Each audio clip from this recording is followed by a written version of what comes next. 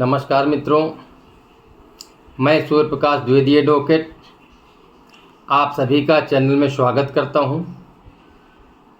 मित्रों, आज हम बात करेंगे भारतीय न्याय संहिता की धारा 28 क्या है। जी हाँ, बीएनएस की धारा 28 यह कहती है कि भय या गलत फहमी के तहत दी गई सहमति से संबंधित है।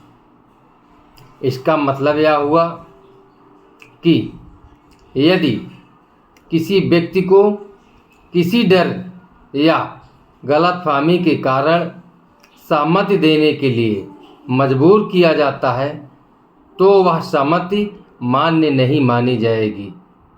मित्रों, विस्तार से बताना चाहूँगा। बीएनएस की धारा या कह सकते हैं भारतीय न्याय संहिता की धारा 28 पुराने कानून में भारतीय दंड संहिता या कहें आईपीसी की धारा 90 के समान है। यह धारा उन स्थितियों को संबोधित करती है जहां किसी व्यक्ति की सहमति भय या तथ्यों की गलतफहमी के कारण प्राप्त की जाती है।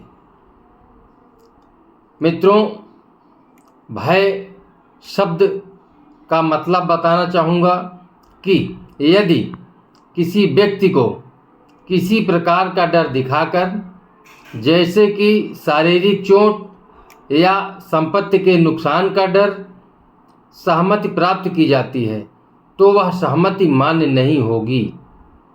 गलतफहमी का मतलब मित्रों कि यदि किसी व्यक्ति को किसी तथ्य की गलत जानकारी देकर या गलतफहमी में डालकर सहमति प्राप्त की जाती है तो वह सहमति भी मान्य नहीं होगी।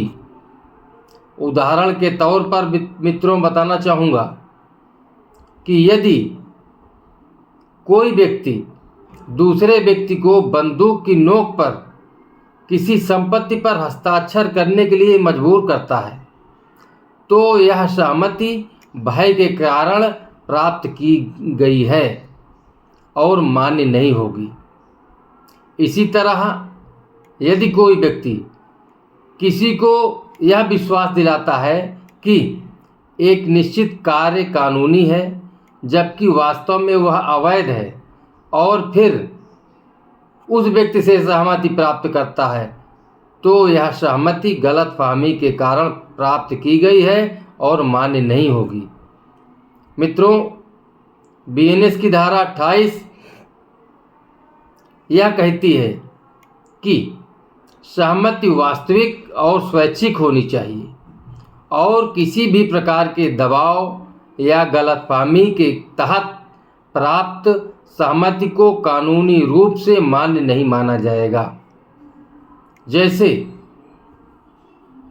किसी व्यक्ति को कोई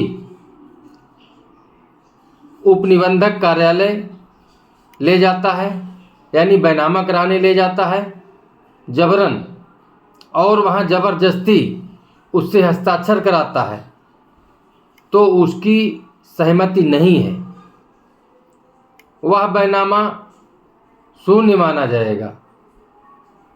मित्रों, यह ध्यान रखना महत्वपूर्ण है कि बीएनएस की धारा 28 सहमति के संदर्भ में यह भी निर्दिष्ट करती है कि 12 वर्ष से कम उम्र के बच्चे द्वारा दी गई सहमति को भी मान्य नहीं माना जाएगा। मित्रों, आपको वीडियो अच्छी लगे तो आप लाइक करिएगा, शेयर करिएगा तथा सब्सक्राइब जरूर करें। धन्यवाद।